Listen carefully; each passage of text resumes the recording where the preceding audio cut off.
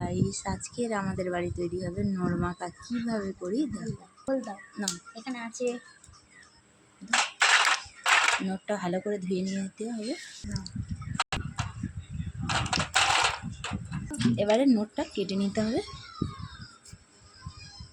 তোমরা চাইলে গোটা রাখতে পারো, আমরা কেটে নিয়েছি সুন্দরভাবে কুচি কুচি করে।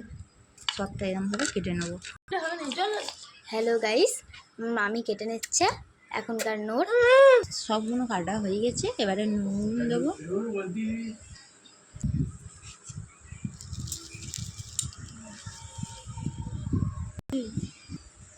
লঙ্কার গুঁড়ো দেবো।